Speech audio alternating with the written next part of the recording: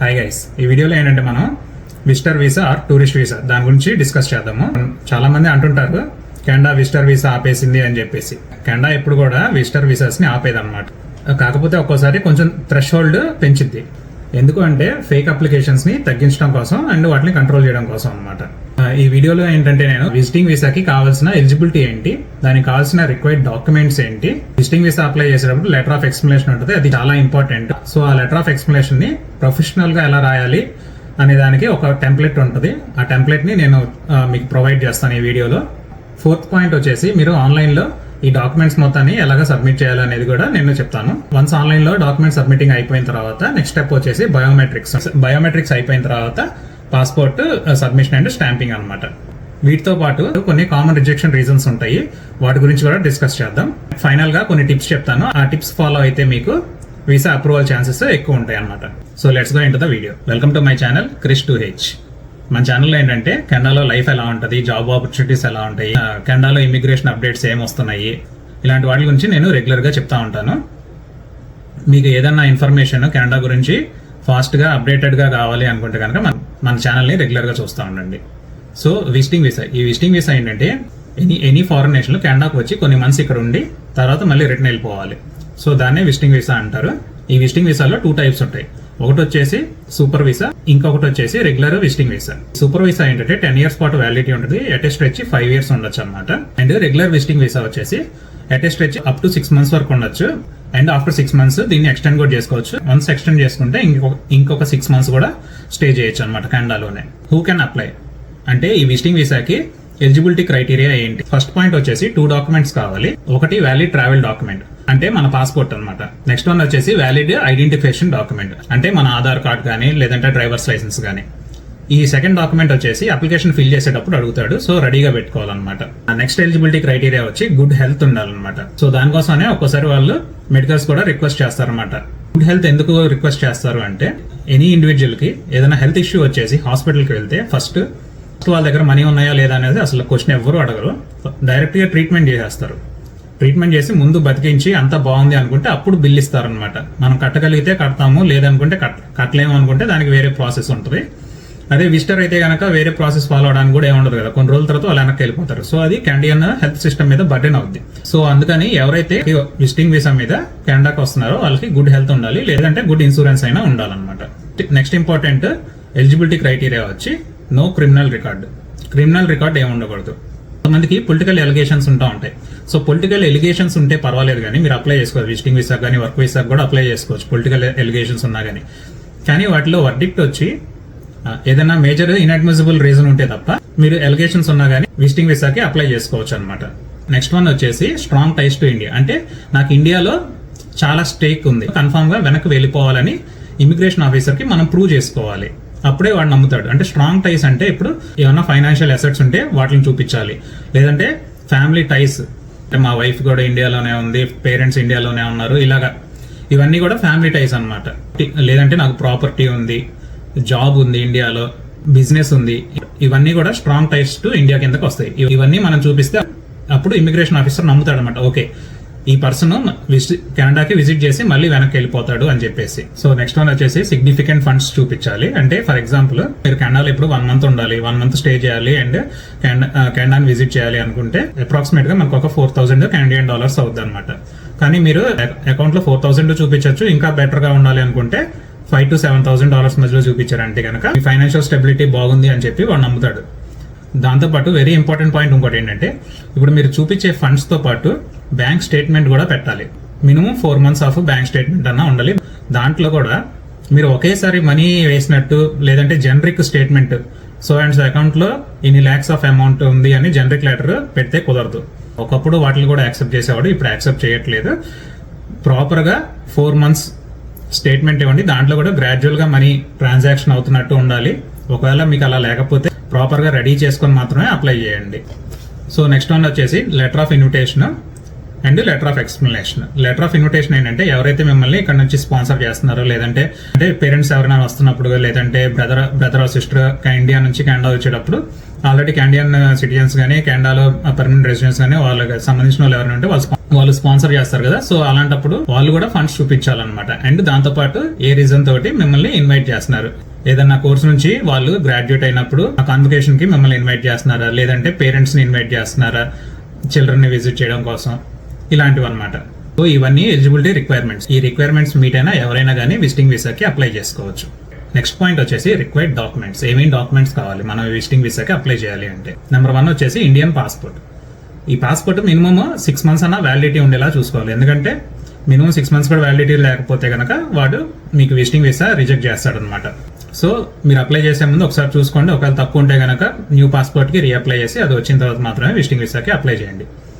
And next document వచ్చేసి any Indian identity proof ఒకటి ఉండాలి, లైక్ ఆధార్ కార్డ్ కానీ డ్రైవర్స్ లైసెన్స్ కానీ. దాని తర్వాత 2 types of IMM forms fill చేయాలి. ఫస్ట్ వన్ వచ్చేసి IMM 5257 for temporary resident visa అనమాట. IMM 5645. ఈ IMM ఫామ్ ఏంటంటే ఫ్యామిలీ ఇన్ఫర్మేషన్ గురించి ఫుల్ డీటెయిల్స్ ఇస్తాను అనమాట. ఫాదర్ అండ్ మదర్ ఇన్ఫర్మేషన్, వాళ్ళు ఏమైనా జాబ్స్ చేస్తున్నారా, బిజినెస్ చేస్తున్నారా, అండ్ బ్రదర్ అండ్ సిస్టర్ ఏమైనా జాబ్స్ చేస్తున్నారా, బిజినెస్ చేస్తున్నారా, ఏ కంట్రీలో ఉన్నారు ప్రెసెంట్, వాళ్ళ ఏజ్ ఎంత, మీకు చిల్డ్రన్ ఉంటే వాళ్ళు ఏం చేస్తున్నారు, వాళ్ళు ఏదైనా జాబ్ చేస్తున్నారా, లేదంటే బిజినెస్ చేస్తున్నారా, లేదంటే వాళ్ళు మైనర్స్, ఏజ్ తో సహా ఈ డీటెయిల్స్ మొత్తం ఈ IMM 5645లో ఇవ్వాలన్నమాట. నెక్స్ట్ వన్ వచ్చేసి ఫైనాన్షియల్ ప్రూఫ్. ఫైనాన్షియల్ ప్రూఫ్ లో వచ్చేసి బ్యాంక్ స్టేట్మెంట్స్ ఇవ్వాలి, అండ్ ఏదైనా స్పాన్సర్ లెటర్ ఉంటే ఆ స్పాన్సర్ లెటర్ కూడా మనం రెడీ చేసుకొని పెట్టుకోవాలి as a part of the required documents. Important document వచ్చేసి travel itinerary and accommodation details అనమాట. ఇవి ట్రావెల్ ఐటనరీ చాలా ఇంపార్టెంట్. ఎందుకంటే మేము కెనడా వెళ్తాము, ఒక 1 month ఉంటాము, వెనక్కి వస్తాము అని చెప్తే కుదరదు. వాడు అస్సలు ఒప్పుకోడు, కన్ఫామ్ గా రిజెక్ట్ చేసే అవకాశం ఉంది. ఈ ట్రావెల్ ఐటనరీలో మీరు ఇప్పుడు 1 month ఉంటున్నారు, లేదంటే ఒక 2 weeks ఉంటున్నారు, 3 days ఎక్కడికి వెళ్తారు, దాని తర్వాత ఒక 1 day రెస్ట్ తీసుకుంటారా, దాని తర్వాత మళ్ళీ ఇంకో నెక్స్ట్ డే ఎక్కడికి వెళ్తారు, 2 days ఇంకో చోటకి వెళ్తారు, వేరే ప్లేస్ కి వెళ్తాము. మీరు 1 month ఉంటున్నారు అంటే ఆ 1 month కి జస్టిఫికేషన్ ఇవ్వండి అనమాట. ఇన్ని రోజులు ఇక్కడ ఉంటాము, ఇన్ని రోజులు ఇది చేస్తాము అని చెప్పి. అప్పుడు వాడికి నమ్మకం కుదిరిదు, ఓకే వీళ్ళు genuine traveller, genuine visiting visa వేస్తున్నారు అని చెప్పి.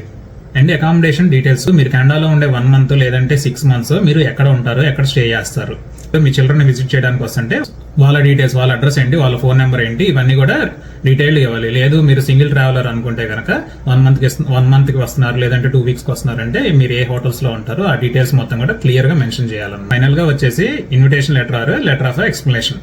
ఈ లెటర్ లో ఏంటంటే మెయిన్ గా పర్పస్ ఆఫ్ విజిట్ ని మీరు ఎక్స్ప్లెయిన్ చేయాలి. అండ్ దెన్ మీ ప్రీవియస్ ట్రావెల్ హిస్టరీ ఏదైనా ఉంటే కనుక ఆ ట్రావెల్ హిస్టరీని కూడా దీంట్లో మెన్షన్ చేయాలన్నమాట. ఈ లెటర్ ఆఫ్ ఇన్విటేషన్ గురించి కొన్ని పాయింట్స్ చెప్తాను. ఇది చాలా ఇంపార్టెంట్. ఈ letter of invitation R letter of explanation ఇది ఎంత స్ట్రాంగ్ గా ఉంటే మీ వీసా అప్రూవల్ ఛాన్సెస్ అంత హై ఉంటాయి అన్నమాట. ఇది అందరికీ ఉపయోగపడింది. దాంట్లో స్పెషల్ కేసులు ఇంకా బాగా ఎవరికి ఉపయోగపడింది అంటే ఎవరికైతే ప్రీవియస్ ట్రావెల్ హిస్టరీ ఉండదో. ప్రీవియస్ ట్రావెల్ హిస్టరీ ఉంటే ఇమిగ్రేషన్ ఆఫీసర్ కి చాలా ఈజీ అన్నమాట అప్రూవ్ చేయడానికి. ఎందుకు, వాళ్ళు ఆల్రెడీ వేరే వేరే కంట్రీస్ విజిట్ చేస్తున్నారు, వెనక్కి వెళ్ళిపోతారని వాళ్ళకి ఒక ఐడియా ఉంటుంది కాబట్టి. కానీ మీకు ప్రీవియస్ ట్రావెల్ హిస్టరీ లేనప్పుడు ఈ లెటర్ ఆఫ్ ఎక్స్ప్లెనేషన్ లో మీరు క్లియర్ గా చెప్తారు ఈ సో అండ్ సో పర్పస్ కోసం వస్తున్నాము అని చెప్పి. అండ్ ఫస్ట్ టైం ఎవరైతే అప్లై చేస్తున్నారో కెనడాకి వాళ్ళకి బాగా ఉపయోగపడింది. ప్రీవియస్ వీసా రిఫ్యూజల్స్ ఎవరెవరికైతే ఉంటాయో వాళ్ళకి కూడా ఈ లెటర్ ఆఫ్ ఎక్స్ప్లెనేషన్ అనేది చాలా స్ట్రాంగ్ గా రాస్తే బాగా హెల్ప్ఫుల్ అవుతుంది అనమాట. లేదంటే సెల్ఫ్ ఫండెడ్ ట్రావెలర్స్ ఉంటారు కదా వాళ్ళకి, and unemployed and retired travellers ఉంటారు కదా వాళ్ళకి కూడా ఈ లెటర్ ఆఫ్ ఎక్స్ప్లెనేషన్ అనేది చాలా బాగా ఉపయోగపడింది అనమాట. సో ఇవి required documents to apply for visiting visa to Canada. Letter of explanation formatting లోకి వెళ్ళబోయే ముందు నేను చెప్పే విధానం మీకు నచ్చినా కానీ, నేను చెప్పే ఇన్ఫర్మేషన్ మీకు నచ్చినా కానీ మన ఛానల్ని రెగ్యులర్గా చెక్ చేస్తూ ఉండండి. నేను మీకు ఇచ్చే ఏ ఇన్ఫర్మేషన్ అయినా కానీ నేను పర్సనల్గా రీసెర్చ్ చేసి అండ్ ఆర్ కొంతమంది ఎక్స్పర్ట్స్ని రీచ్ అవుట్ అయ్యి వాళ్ళతో డిస్కస్ చేసి మాత్రమే నేను మీకు చెప్తున్నాను. And let's continue. So letter of explanation అనేది కెనడాకి అప్లై చేసే ఎనీ డాక్యుమెంట్స్ లో కల్లా one of the most important document అని చెప్పాలి. ఈ లెటర్ ఆఫ్ ఎక్స్ప్లెనేషన్ అనేది వేగ్ గా అస్సలు ఉండకూడదు, చాలా ప్రొఫెషనల్ గా బిల్డ్ చేయాలి. సో నా దగ్గరకు వచ్చే ఎవరికైనా కానీ నేను ఈ శాంపుల్ ఫార్మాట్ ఇస్తాను. సో ఈ శాంపుల్ ఫార్మాట్ ని మీరు యాజ్ టీజ్ గా ఫాలో అయితే మీకు వీసా అప్రూవల్ ఛాన్సెస్ అనేది కొంచెం హై ఉంటాయి అనమాట. So let's see this letter of explanation. First వచ్చేసి మీ name, address, city, country, postal code, email and phone number, and ఏ రోజు అయితే మీరు అప్లికేషన్ ని సబ్మిట్ చేస్తున్నారో ఆ రోజు date.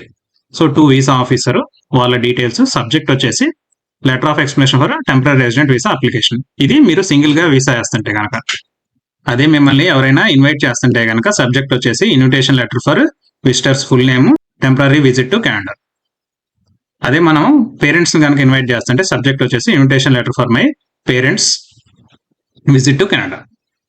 Okay, let's continue.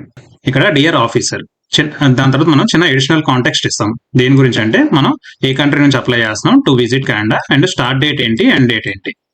Next వచ్చేసి పర్పస్ ఆఫ్ విజిట్, ఎందుకు మనం కెనడాని విజిట్ చేస్తున్నాం. ఇవన్నీ ఇందాక మనం చెప్పుకునే, బట్ లెటర్ ఆఫ్ ఎక్స్ప్లెనేషన్ మనం క్లియర్ గా చెప్పాలి. టూరిజం పర్పస్ మీద వస్తున్నామా, ఫ్యామిలీ విజిట్ కోసం వస్తున్నామా, ఆర్ బిజినెస్ ఆర్ కాన్ఫరెన్స్ కి వస్తున్నామా అని చెప్పి.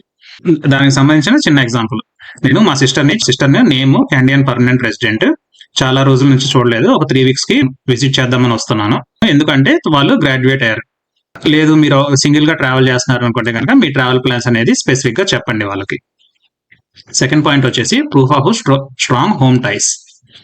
ఇవి కన్ఫర్మ్ గా చూపించాలి, అంటే మీ ఎంప్లాయ్మెంట్ స్టేటస్ కానీ, అసెట్స్ కానీ, ఫ్యామిలీ టైస్ కానీ. నెక్స్ట్ వచ్చేసి ఫైనాన్షియల్ కెపాసిటీ, మీ పర్సనల్ సేవింగ్స్ లో అమౌంట్ ఎంత ఉంది అండ్ బ్యాంక్ నేమ్ ఏంటి అండ్ 6 months యొక్క స్టేట్మెంట్స్ అటాచ్ చేయండి. లేదు ఎవరైనా స్పాన్సర్ ఉన్నారనుకుంటే కనుక స్పాన్సర్స్ నేమ్ అండ్ వాళ్ళ ఫైనాన్షియల్ డాక్యుమెంట్స్. నెక్స్ట్ వన్ వచ్చేసి ట్రావెల్ హిస్టరీ. మీకు ఏదన్నా ట్రావెల్ హిస్టరీ ఉంటే ఆ ట్రావెల్ హిస్టరీని ఏ కంట్రీస్ కి విజిట్ చేశారు అనేది పెట్టడం మర్చిపోమాకండి, ఎందుకంటే ఇది చాలా బిగ్ ఫ్యాక్టర్ మీ కెనడా విజిటర్ వీసా అప్రూవ్ అవ్వడానికి. నెక్స్ట్ పాయింట్ వచ్చేసి స్పెషల్ సర్కమ్స్టాన్సెస్, అంటే మీరు ఒకవేళ అన్ఎంప్లాయిడ్ అయితే మీ అకౌంట్ లో ఎంత సేవింగ్స్ ఉన్నాయి అండ్ మీ ఫ్యామిలీ మెంబర్స్ ఎవరైనా మిమ్మల్ని స్పాన్సర్ చేస్తున్నారా, ఆ డీటెయిల్స్ ఇవ్వండి. ప్రీవియస్ వీసా రిఫ్యూజల్స్ ఏదైనా ఉంటే దాని గురించి కూడా క్లియర్ గా మెన్షన్ చేయండి, ఏ రీజన్ వల్ల రిజెక్ట్ అయిందో కూడా చెప్పండి అండ్ వాటిని ఎలా అడ్రస్ చేస్తున్నారో కూడా చెప్పండి. ఇక్కడ మనం గుర్తుపెట్టుకోవాల్సింది ఏంటంటే వీసా రిఫ్యూజల్ ఓన్లీ కెనడాకే కాదు, ఏ కంట్రీకి మీరు అప్లై చేసి వీసా రిఫ్యూజ్ అయినా ఆ డీటెయిల్స్ కూడా మీరు ఇక్కడ ఇవ్వాలి, వాళ్ళకి తెలియదు అని మాత్రం అనుకోవద్దు. కంక్లూజన్, ఈ కంక్లూజన్ లో మనం ఏం చెప్తున్నాం అంటే కెనడాకి సంబంధించిన అన్ని ఇమిగ్రేషన్ రూల్స్ ని మేము కంప్లై అవుతాము అండ్ మనం ఏదైతే ఎండ్ డేట్ చెప్పామో ఆ ఎండ్ డేట్ కి కన్ఫర్మ్ గా కెనడా నుంచి ఇండియాకి ట్రావెల్ చేసేస్తామని చెప్పి. వన్స్ ఇక్కడ దాకా ఈ డాక్యుమెంట్ ని ప్రిపేర్ చేసుకున్న తర్వాత హార్డ్ కాపీ తీసుకోండి, అంటే ప్రింట్అవుట్ తీసుకొని మీ hand written signature and name ని ఇక్కడ ప్రింట్ చేయండి. Digital signature and digital name మాత్రం ప్రింట్ చేయకూడదు. వన్స్ ఈ డాక్యుమెంట్స్ అన్ని రెడీ చేసుకున్న తర్వాత canada.ca అఫీషియల్ లింక్ ఉంటుంది, అది ఓపెన్ చేస్తే లోపల విజిటింగ్ వీసాకి సంబంధించిన లింక్ కూడా ఉంటుంది. ఆ లింక్ నేను కింద డిస్క్రిప్షన్ లో ఇస్తాను. ఆ లింక్ ని మీరు యాక్సెస్ చేసుకొని ఫస్ట్ టైం అప్లికెంట్స్ అయితే కనుక అకౌంట్ ని క్రియేట్ చేసుకోవాలి. ఆన్లైన్ సెక్యూర్ అకౌంట్ ని క్రియేట్ చేసుకున్న తర్వాత మీరు డాక్యుమెంట్స్ అన్ని సబ్మిట్ చేస్తారు. వన్స్ మీరు డాక్యుమెంట్స్ అన్ని సబ్మిట్ చేసిన తర్వాత ఇంకేమైనా అడిషనల్ డాక్యుమెంట్స్ కావాలి అంటే immigration officer through the portal గానీ లేదంటే త్రూ ఈమెయిల్ గానీ మిమ్మల్ని అప్రోచ్ అవుతారు. సో రెగ్యులర్ గా మీ ఈమెయిల్ అండ్ ఆన్లైన్ అకౌంట్ ని చెక్ చేసుకుంటూ ఉండండి. వన్స్ అప్లికేషన్ త్రూ అయిపోయిన తర్వాత నెక్స్ట్ ప్రాసెస్ వచ్చేసి బయోమెట్రిక్స్. మీరు వీసా అప్లికేషన్ సెంటర్ ఆర్ మన ఇండియాలో అయితే కనుక విఎఫ్ఎస్ కెనడా దాంట్లో అపాయింట్మెంట్ ని బుక్ చేసుకొని వెళ్ళి బయోమెట్రిక్స్ ఇస్తారు. వన్స్ బయోమెట్రిక్స్ అయిపోయిన తర్వాత నెక్స్ట్ వచ్చేసి passport submission and visa stamping. Visiting visas కి from India present processing time వచ్చేసి అరౌండ్ 4 weeks ఉంది. 20 days నుంచి 30 days మధ్యలో ఉంది. కొన్ని కేసుల్లో అప్ టు 3 months 4 months దాకా కూడా పడుతుంది అనమాట. ఈ ప్రాసెసింగ్ టైమ్స్ గురించి ఒక 2 important పాయింట్స్ చెప్తాను. ఎవరైతే హోటల్ బుకింగ్స్ చూపించి విజిటింగ్ వీసాకి అప్లై చేస్తారు అండ్ వాళ్ళ అప్లికేషన్ కనుక బ్యాక్లాగ్ లో పడిపోతే లైక్ 3 months 4 months అయినా కానీ ఏ డెసిషన్ రాకపోతే వాళ్ళకి బెస్ట్ పని ఏంటంటే అప్లికేషన్ ని విత్డ్రా చేసేసుకోండి. వన్స్ విత్డ్రా చేసుకుంటే మీకు మీ అప్లికేషన్ మీద రిఫ్యూజల్ డెసిషన్ కానీ లేదంటే ప్రాసెసింగ్ డెసిషన్ కానీ ఏమి ఉండదు. విత్డ్రా చేసేసుకొని మళ్ళీ ఫ్రెష్ గా అప్లై చేయండి. లేదు మీరు అంతే నేను పూల్లోనే ఉంటాను డెసిషన్ వచ్చే వరకు అంటే కనుక ఖచ్చితంగా రిజెక్ట్ అయ్యే ఛాన్స్ ఎక్కువ అనమాట. అదే ఒకవేళ అప్లికేషన్ ఇన్విటేషన్ లెటర్ ద్వారా వేస్తున్నారు అనుకోండి 3 months 4 months అయినా కానీ మీరు అప్లికేషన్ విత్డ్రా చేయొద్దు, స్టిల్ మీకు అప్రూవ్ అయ్యే ఛాన్స్ ఉంటుంది అనమాట. సో మీరు ప్రాసెసింగ్ టైమ్స్ చూసుకునేటప్పుడు ఇది బాగా గుర్తుపెట్టుకోండి. సో నెక్స్ట్ కొన్ని కామన్ రిజెక్షన్ రీజన్స్ చూద్దాము, దాంతో పాటు వాటిని ఎలా ఫిక్స్ చేసుకోవాలో కూడా చూద్దాం. ఫస్ట్ పాయింట్ వచ్చేసి వీక్ హోమ్ టైస్. మనం అప్లికేషన్ వేసినప్పుడు హోమ్ టైస్ సరిగ్గా చూపించకపోతే కనుక ఖచ్చితంగా రిజెక్ట్ అయ్యే ఛాన్స్ ఎక్కువ ఉంటుంది. పర్ఫెక్ట్ గా ప్రాపర్టీ డీటెయిల్స్ ఇవ్వండి, జాబ్ డీటెయిల్స్ ఇవ్వండి. జాబ్ డీటెయిల్స్ ఇచ్చేటప్పుడు మీరు ఎన్ని రోజులకైతే లీవ్ తీసుకుంటున్నారో LOA లీవ్ ఆఫ్ అబ్సెన్స్ అది కంపెనీ లెటర్ హెడ్ మీద ఉంటే అప్లికేషన్ ఇంకా మోర్ స్ట్రాంగ్ అవుద్ది. సో కంపెనీ లెటర్ హెడ్ మీద LOA ఒకటి సబ్మిట్ చేయండి. నెక్స్ట్ కామన్ రిజెక్షన్ రీజన్ వచ్చేసి ఇన్సఫిషియెంట్ ఫండ్స్ ఉన్నా కానీ రిజెక్ట్ చేస్తాడు. ఎవరైనా స్పాన్సర్ చేస్తుంటే వాళ్ళ ఇన్కమ్ ప్లస్ మీ బ్యాంక్ స్టేట్మెంట్స్ కూడా చూపించండి. నెక్స్ట్ వేక్ ట్రావెల్ ప్లాన్, అంటే నేను 10 days లో 7 cities తిరిగేస్తాను అలాగా చెప్పమాకండి. డీటెయిల్డ్ ఐటనరీ అండ్ రియలిస్టిక్ గా ఉండేలాగా చూసుకోండి. మీకు పాస్ట్ రిఫ్యూజల్స్ ఏదైనా ఉంటే కనుక అది ఏ రీజన్ తో రిజెక్ట్ అయింది అనేది చూసుకోండి. 100% ఆ ఇష్యూని అడ్రస్ చేసేలాగా చూసుకోండి. ప్రీవియస్ గా ఉన్న వీసా రిజెక్షన్స్ లో మీరు ఒకవేళ ఏదైనా వేరే కంట్రీస్ కి అప్లై చేస్తున్నా గానీ అక్కడ వీసా రిజెక్ట్ అయినా కానీ అవి కూడా మెన్షన్ చేయండి కన్ఫర్మ్ గా. వాళ్ళకి తెలియదు అని మాత్రం అనుకోవద్దు. నెక్స్ట్ వచ్చేసి కాంట్రడిక్టింగ్ డాక్యుమెంట్స్. మీరు డాక్యుమెంట్స్ అప్లోడ్ చేసేటప్పుడు బాగా చూసుకోండి, ఏ డాక్యుమెంట్ కూడా వేరే డాక్యుమెంట్తో కాంట్రడిక్ట్ అవ్వకూడదు. అంటే ఫర్ ఎగ్జాంపుల్ 2 or 3 వీక్స్కి లీవ్ తీసుకున్న డాక్యుమెంట్ సబ్మిట్ చేసి అండ్ దెన్ మీ ఐటినరీ వచ్చేసి 1 month 1.5 monthకి 2 monthsకి ఉంటే కనుక అది కాంట్రడిక్ట్ అవుతుంది. సో ఇమిగ్రేషన్ ఆఫీసర్ దాన్ని మేజర్ రెడ్ ఫ్లాగ్ గా చూసి రిజెక్ట్ చేసే అవకాశం ఉంది. లాస్ట్ పాయింట్ వచ్చేసి పూర్ ఫార్మాటింగ్ అండ్ ఎర్రర్స్. మీరు లెటర్ ఆఫ్ ఎక్స్ప్లెనేషన్ కానీ మీ డాక్యుమెంట్స్ కానీ ఏదైనా ప్రిపేర్ చేసుకునేటప్పుడు ప్రొఫెషనల్ ఫార్మాట్లోనే ప్రిపేర్ చేసుకోండి డాక్యుమెంట్ని, ఎర్రర్స్ లేకుండా చూసుకోండి. ఇది చాలా ఇంపార్టెంట్. ఫైనల్గా కొన్ని టిప్స్ చెప్తాను. ఈ టిప్స్ ఫాలో అయితే మీకు అప్లికేషన్ అప్రూవల్ ఛాన్సెస్ కొంచెం ఎక్కువ ఉంటాయి మిగతా వాళ్ళతో పోల్చుకుంటే. మీరు ఏదైతే ట్రావెల్ డేట్ ఉంటుందో ఆ ట్రావెల్ డేట్ కంటే ఒక 3-4 months ముందే మీ అప్లికేషన్ని రెడీ చేసుకుని సబ్మిట్ చేయండి. మీ డాక్యుమెంట్లో ఏమైనా ఎర్రర్స్ ఉన్నాయా, అన్ని ఫామ్స్ కరెక్ట్గా ఉన్నాయా అనేది డబుల్ చెక్ చేసుకోండి. వన్ మోర్ ఇంపార్టెంట్ టిప్ వచ్చేసి విజిటింగ్ వీసాకి అప్లై చేసేటప్పుడు రిక్వైర్డ్ డాక్యుమెంట్స్ కంటే కూడా కొంచెం ఎక్కువ డాక్యుమెంట్సే సబ్మిట్ చేయడానికి ట్రై చేయండి. ఇవన్నీ చేసినా కానీ రిజెక్ట్ అయితే మీరు ఇమీడియట్గా GCMS నోట్స్ని రిక్వెస్ట్ చేయండి. GCMS నోట్స్ అంటే గ్లోబల్ కేస్ మేనేజ్మెంట్ సిస్టమ్ అన్నమాట. దీంట్లో ఏ ఆఫీసర్ అయితే మీ అప్లికేషన్ ని ప్రాసెస్ చేశారో ఎవ్రీ మైన్యూట్ డీటెయిల్స్ కూడా దాంట్లో మెన్షన్ చేయాలి, ఎందుకు రిజెక్ట్ చేస్తున్నారు అనేది. సో ఆ నోట్స్ మీ దగ్గర ఉంటే నెక్స్ట్ టైం మీరు అప్లై చేసుకునేటప్పుడు ఆ మిస్టేక్స్ ని అవాయిడ్ చేయొచ్చు అనమాట. సో ఇది టోటల్ డీటెయిల్స్ అనమాట విజిటింగ్ వీసాకి సంబంధించి. మన నెక్స్ట్ వీడియోలో అప్లికేషన్ ప్రాసెస్ మొత్తం నేను క్లియర్ గా ఎక్స్ప్లెయిన్ చేస్తాను, స్టెప్ బై స్టెప్. మీరు ఆన్లైన్ అకౌంట్ క్రియేట్ చేసుకున్న దగ్గర నుంచి బయోమెట్రిక్స్ వరకు కూడా క్లియర్ గా నేను నెక్స్ట్ వీడియోలో ఎక్స్ప్లెయిన్ చేస్తాను. సో మన ఛానల్ని రెగ్యులర్ గా చూస్తూ ఉండండి. Thank you very much.